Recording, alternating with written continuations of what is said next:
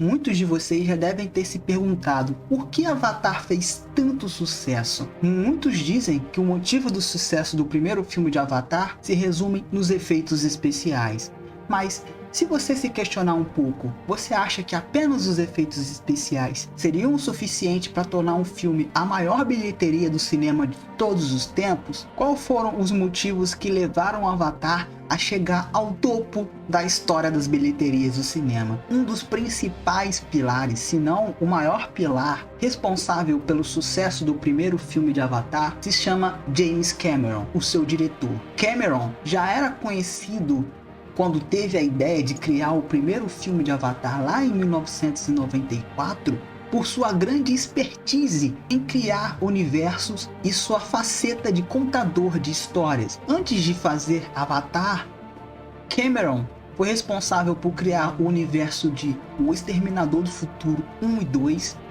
Hasta la vista, baby.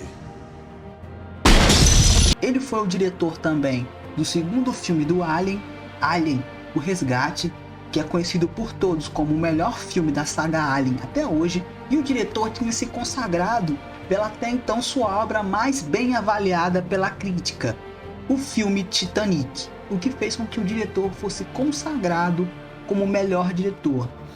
I'm the king of the world!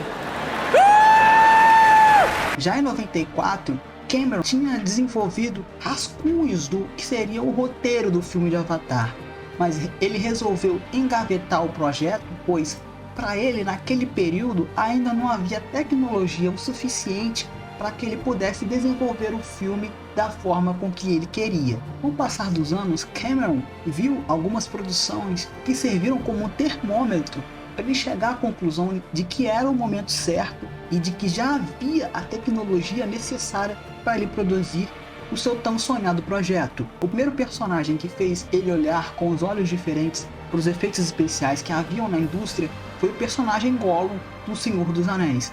A versão 2.0 do King Kong de Peter Jackson, que saiu lá em 2005, também impressionou bastante o diretor. E finalmente, o personagem que mais o chamou a atenção durante esse período foi o personagem do Davy Jones, que saiu lá no clássico dos Piratas do Caribe. Personagem que tinha vários tentáculos que serviam como se fosse uma espécie de barba. E todos esses personagens serviram como inspiração para ele desenvolver e amadurecer a tecnologia necessária para a produção de Avatar. A produção demorou 4 anos para ser finalizada. Ela começou em 2005 e foi para as salas de cinema em dezembro de 2009.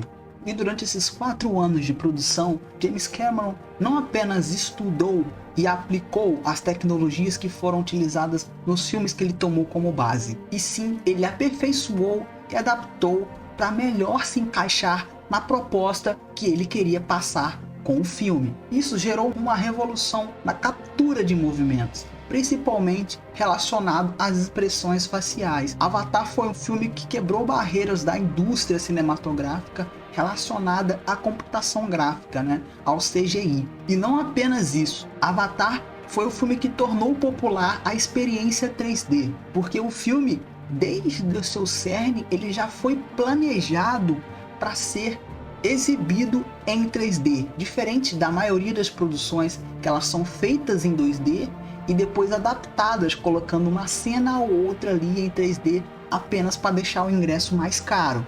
E o resultado de todo esse trabalho minucioso, de todo esse zelo na produção, foi uma imersão até então nunca vista antes no cinema em relação à ambientação do planeta Pandora, que é importantíssima para a proposta que se tem no filme. Porque se o público que está assistindo o filme ele não se sente imerso, ele não compra a ideia de quão impressionante, de quão mágico é aquele planeta de Pandora, aquele bioma, aqueles animais, aqueles nativos, grande parte da proposta do filme cai por água abaixo. Porque todo o arco emocional, o clímax do filme, ele não toca aquele que está assistindo. Então, o CGI e o 3D aqui é utilizado muitas vezes para dar senso de escala, coisa que ele não conseguiria fazer com efeito prático. No planeta Pandora, todo o bioma, toda a fauna e os nativos, eles têm tamanhos e escalas muito maiores daquilo que a gente é habituado a enxergar no nosso planeta, do nosso bioma, né? A escala é muito maior. Então, se ele fosse fazer tudo isso utilizando efeito prático, se fosse olhar de uma forma mais macro, né? Através de uma câmera mais panorâmica, isso talvez não funcionaria muito bem. E muitas vezes também ele não conseguiria passar de uma forma tão efetiva e natural as expressões faciais, que são importantíssimas em algumas cenas-chave para você se importar e entender quais são os sentimentos daqueles nativos, né, os Na'vi. Não é à toa que Avatar é considerado até hoje o filme mais imersivo que traz a melhor experiência da história do cinema. Apenas a imersão, apenas esse zelo que o diretor teve com os aspectos técnicos do filme seriam suficiente para tornar o Avatar a maior bilheteria de todos os tempos? Ainda não. Nada disso funcionaria se o planeta Pandora e todo o seu bioma, sua fauna e seus nativos não encantassem o espectador. Quando você é apresentado ao planeta Pandora sobre toda a sua fauna e a sua flora, é impossível você não querer saber mais sobre aquele planeta, né? Como funciona aquele bioma, aquelas plantas ricas em luminescência, nada que tornam coloridas as noites de Pandora. Você quer saber mais sobre como funciona o reino animal, você é apresentado a criaturas bem interessantes, você quer saber quais outras criaturas existem ali, e principalmente os nativos, você quer saber mais sobre os hábitos dos nativos, sobre a relação que eles têm com a natureza, e de que forma tudo isso está conectado para o equilíbrio daquele planeta. Se o planeta Pandora e os elementos que estão presentes neles não funcionassem, o filme não conseguiria cativar o público. A grande questão é como apresentar esse planeta tão rico e como chamar o interesse do público em conhecer, em saber mais sobre esse universo que foi criado e é tão rico, né? Como fazer com que o público reconheça toda essa riqueza que foi criada e está no papel. Uma estrutura narrativa que é bem comum quando você cria um universo novo, fantasioso, e quer apresentá-lo para o público, é a jornada do herói. A gente tem várias obras já famosíssimas e bem antigas que utilizam dessa estrutura narrativa no mundo cinematográfico. Obras como O Senhor dos Anéis,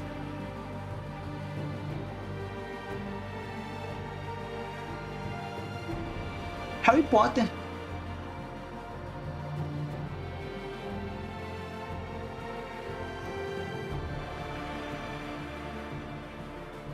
Star Wars,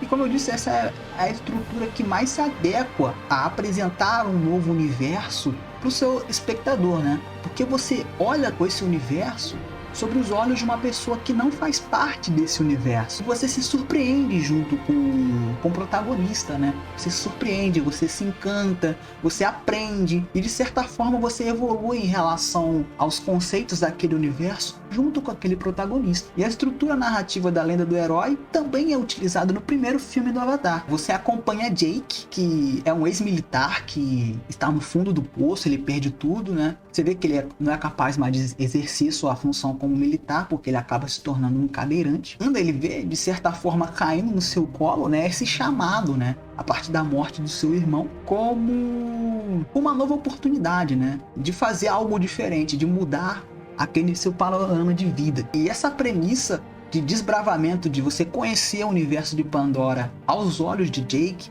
fazendo com que você conheça, se surpreenda e se apaixone pelos Na'vi e pelo planeta Pandora juntamente com Jake. Isso só é possível graças a essa estrutura narrativa que a jornada do herói nos permite, né? Fora que a jornada do herói, ela permite com que o protagonista ele tenha um arco de desenvolvimento bem fechadinho, né? A forma com que o personagem ele começa a sua jornada é completamente diferente da forma com que ele termina sua jornada, né? Ele passa a se tornar uma outra pessoa, ele amadurece e faz com que o personagem ele não seja um personagem totalmente raso, né? Faz que o personagem ele passa a ter camadas graças à narrativa. Muitas pessoas falam que a história de Avatar é uma história genérica, de que é uma Pocahontas no espaço, mas Se você parar para pensar friamente, a estrutura narrativa de Avatar é a mesma estrutura narrativa de Senhor dos Anéis, de Star Wars e de Harry Potter. Se você seguir essa linha de raciocínio, se a estrutura narrativa de Avatar é pobre, por que a desses filmes não é considerada pobre? Muito pelo contrário, muitos deles, como O Senhor dos Anéis, são considerados clássicos da cultura pop. Não que eu queira diminuir essas obras, eu sou muito fã de Senhor dos Anéis, eu assisto praticamente todos os anos as trilogias, também sou super fã de Star Wars, gosto muito de Harry Potter, tem inclusive os livros, mas eu quero dizer que Avatar é tão rico narrativamente quanto essas outras obras. E um outro fator que eu vejo que muitas pessoas nem sequer chegam a falar sobre isso, que dá um nível de complexidade e densidade muito grande para a obra, é o protagonista, o Jake. Você já parou para pensar que o Jake Sully, o personagem principal de Avatar, o protagonista do filme que tem a maior bilheteria de todos os tempos no cinema, é uma pessoa com deficiência? E o fato de a gente muitas vezes esquecer que o protagonista é uma pessoa com deficiência só mostra que o arco do personagem foi muito bem desenvolvido, porque mostra que independente da deficiência que ele teve, ele agiu de igual para igual em todos os momentos do filme. Além do fator importante que tem em relação à representatividade, você não vê muitos blockbusters saindo por aí em que tem protagonistas que são pessoas com deficiência. Você pode pensar, por exemplo, no Demolidor da Marvel. Esse fator de representatividade, principalmente de uma classe que muitas das vezes é invisível pela sociedade, e a forma com que isso é retratado no filme, muitas das vezes ele sendo visto como uma pessoa incapaz ou menos capaz de conseguir concluir a missão que lhe foi dada. O que você tem na cabeça? Me cansei dos médicos me dizendo que eu sou incapaz. E a forma com que o personagem, ele nos mostra na prática que ele é mais do que capaz de conseguir cumprir a missão que lhe foi dada. O Jake, ele é tratado de igual para igual ao longo do filme. Ele bate, ele apanha, ele não tem medo de fazer aquilo que ele julga ser o certo e de encarar os seus superiores quando chega o momento que ele tem que fazer isso. E ele é um personagem importantíssimo. Eu digo que ele é o personagem mais importante.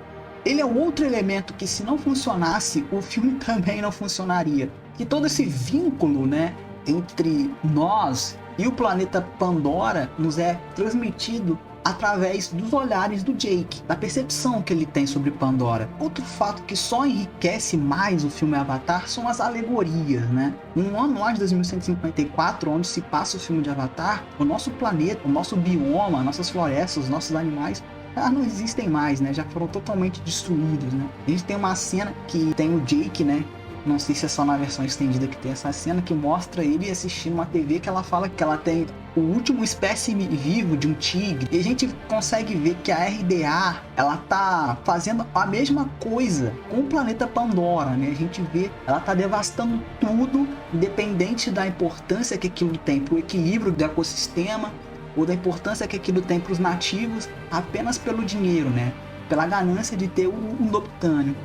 Que faz um paralelo, né, ao processo que foi a maioria das colonizações, em que você tinha os imigrantes que viam, devastavam tudo, matavam grande parte dos nativos, né, que dessa vez eles são representados pelo navio, para pegar aquilo que eram importantes para eles, diamante, ouro, ou até mesmo as terras, né? Outra mensagem que o filme passa é sobre a preservação, né? Pandora representa nada mais, nada menos do que as riquezas e as belezas que a gente tem aqui no nosso planeta. E se a gente não preservar, se a gente não cuidar, o nosso futuro pode ser o futuro que a Terra lá do universo de Avatar ela vive também, né? Totalmente sem natureza, totalmente sem animais. Então todo esse conjunto desse zelo do diretor pela sua obra, pelos efeitos especiais bem feitos, pelo universo rico, pela estrutura narrativa adequada para se contar e se apresentar esse universo para os seus espectadores, pelo protagonista totalmente rico e cheio de camadas, e pelas alegorias que são apresentadas no filme. Todos esses elementos, ele tornam um fator inovador para quem está assistindo, né? É algo muito similar ao que aconteceu com o fenômeno de Star Wars. Star Wars também foi bem assim. Star Wars trouxe tecnologias que até então eram inéditas para o universo do cinema, trouxe um universo totalmente novo, conceitos completamente novos, trouxe um protagonista muito bem estruturado, Mas uma coisa que eu acho que diferencia Avatar, por ele não ser tão bem aceito por algumas pessoas, e Star Wars, foi o intervalo entre uma produção e outra, né? Avatar foi aos cinemas em dezembro de 2009, tem mais de uma década que saiu Avatar. Muitas pessoas que assistiram Avatar naquela época eram muito pequenas, outras assistiram depois, bem depois que saiu a obra, e assistiram o filme deslocadas do contexto ao qual o filme foi lançado, né? Então eles não têm essa proporção da importância que ele teve para o cinema, e esse fator de intervalo entre um filme e outro tão longo que foi necessário, né, para o James Cameron desenvolver novamente novas tecnologias, dessa vez para aplicar na sua continuação, ele acaba deslocando muito aquelas pessoas que tinham assistido e até gostado do filme, mas ainda não haviam sido fisgadas pela franquia, né?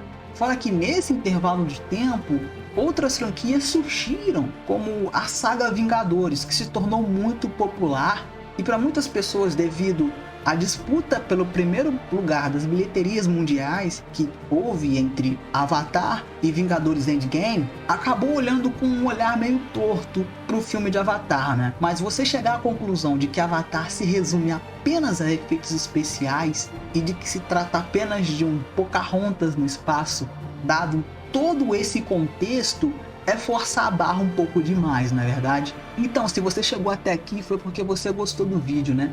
Então eu quero que você considere se inscrever aqui no canal. O canal tá só começando, é só o começo do canal, e a gente precisa bater a meta de 1000 inscritos pra gente conseguir monetizar o nosso canal. Deixa aquele like, compartilha aí com seus amigos, deixa um comentário aí, porque pra você Avatar fez tanto sucesso. Mais pra frente aí, como aquecimento pro segundo filme de Avatar, eu pretendo trazer alguns vídeos de curiosidade, né? Curiosidades tanto do processo de produção do primeiro filme, do segundo filme, curiosidades sobre os atores, sobre o universo de Avatar. Então se você quer ver mais vídeos como esse, não se esqueça de se inscrever aí, vai ajudar bastante o canal. Então é isso, pessoal, tamo junto, até a próxima.